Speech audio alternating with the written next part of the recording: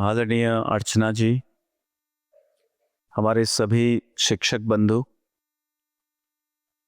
हमारे सभी साधक, प्यारे प्यारे बच्चों, बहुत वर्ष पहले मैंने एक सपना देखा था। बहुत छोटा था मैं, तब बहुत सारे बच्चे मजदूरी करते हुए नजर आते थे। मैं स्कूल तैयार होके, मेरी माताजी मुझे तैयार करके स्कूल भेजती। शूज पर पॉलिश होती, ड्रेस एकदम धुली हुई, प्रेस की हुई, सुंदर सी। और स्कूल की तरफ बढ़ते कदम बीच बीच में मुझे उस तरफ देखने को विवश करते थे जहां छोटे छोटे हाथ अपने माता पिता को मजदूरी करते हुए मदद कर रहे हैं। उनके चेहरे पर जो नूर बच्चों के हुआ करता है, वो नदारत था, जो मासूमियत, जो बचपना, जो खिलखिलाहट, जो प्रसन्नता, जो आनंद, जो खुशी, जो परमात्मा के द्वारा प्रदत्त प्रेम, स्नेह और आत्मीयता जो सदा बच्चों के चेहरे पर दिखती है, वो नदारत थी। होठ सूखे हुए, गाल, ऐसा लगता है कि थोड़ा सा हाथ लगा दो तो खरोंच आ जाएगी। इतने सूख गए गाल। हाथ पैर पर इतनी सारी लकीरें खुरच खुरच कर उन बच्चों ने खुद अपने शरीर पर बनाई। पेट अंदर गया हुआ, जो शर्ट है वो फटा हुआ, हाफ पैंट को पकड़ रखा है क्योंकि उसके बटन नहीं है। नाक बह रहा है, बाल रेती भरी है। और वो बच्चे जब मैं निकलता था तो मुझे देखते थे और मैं उनको देखता था। वो कहते थे, हम क्यों नहीं स्कूल जा पा रहे हैं। शब्द तो नहीं थे उनके पास, लेकिन मैं समझता था। और मैं भगवान के ऊपर जाके देखता था, सिर उठा के, वो क्यों नहीं स्कूल जा पा रहे। मुझे पता नहीं था उनके स्कूल ना जाने का कारण क्या है, क्योंकि मैं भी बच्चा था, इतना समझता नहीं था। तो बचपन से एक मन में टीस थी कि बच्चों को, हर बच्चे को पढ़ना चाहिए, हर बच्चे को खुश रहना चाहिए, हर बच्चे के चेहरे पर मुस्कान होनी चाहिए, अंदर से आत्मा से निकलती हुई आनंद की लकीरें चेहरे पर दिखनी चाहिए, आंखों में भविष्य के सपने दिखने चाहिए,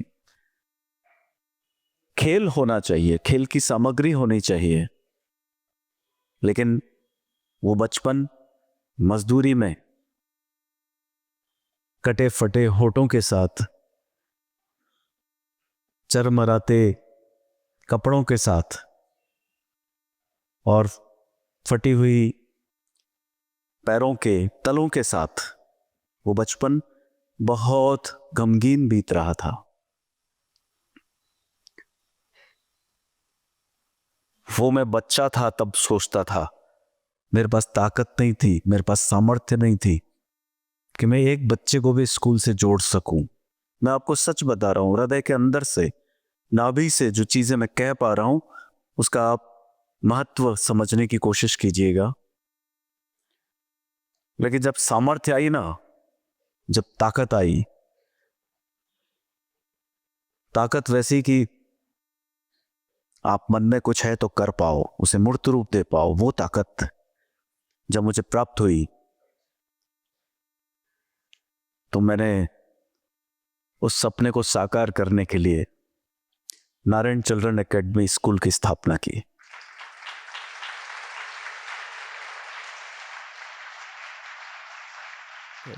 विवेक तब जागृत होता है जब सरस्वती माँ की कृपा होती है। तो ये शिक्षक शिक्षिकाएं सरस्वती माता की तरह हैं, जो बच्चों को विवेक जागृत करने के लिए शिक्षा और ज्ञान देते हैं। स्कूल के सारे बच्चों के चेहरे पर जो मुस्कान है, उसका सारा क्रेडिट आप सब शिक्षकों को जाता है। तो इसलिए मैं आप जोरदार तालियों से शिक्षकों का अभिनंदन करता हूं। मैं जब भी स्कूल के बच्चों से मिलता हूं, ऊर्जावान बच्चे, हंसते खेलते बच्चे, खिलखिलाते बच्चे, मासूमियत भरा चेहरा और वो भी खिला हुआ। कई बार स्कूलों में बच्चे मुरझा जाते हैं, लेकिन हमारे यहाँ के नारायण चिल्ड्रन एकेडमी स्कूल के शिक्षक इतने अच्छे हैं कि बच्चों को खिलखिला के रखने का वो वातावरण प्रदान करते हैं। क्लास में हो या क्लास के बाहर हो, तो आपकी खुशी के पीछे उनका आपके प्रति प्रेम है।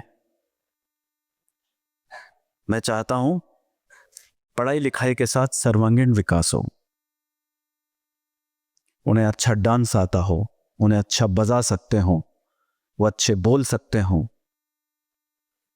वो अच्छे गा सकते हो। गाना कोई आवश्यक नहीं है सब लोग गा पाए, लेकिन जिसमें प्रतिभा है उसको गाने का अवसर, मंच मिलना चाहिए। ये हमारी ड्यूटी है। जो अच्छा नृत्य करता है उसको नृत्य के लिए पूर्ण समर्थन पूरे स्कूल की तरफ से, हर टीचर की तरफ से मिले, ये हमारा कर्तव्य बनता है। और जो आप ये रंगारंग सांस्कृतिक प्रस्तुतियां देते हैं, ये बहुत आवश्यक है। रंग बिरंगा जीवन होना चाहिए। सफेद काला जीवन क्या जीवन? जीवन कैसा होना चाहिए? रंग बिरंगा, सतरंगी, कलरफुल।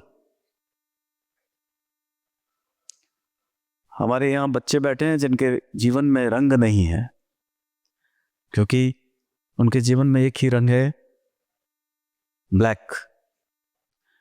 लेकिन उनके जीवन में रंग भरने का काम हम शिक्षकों को करना है।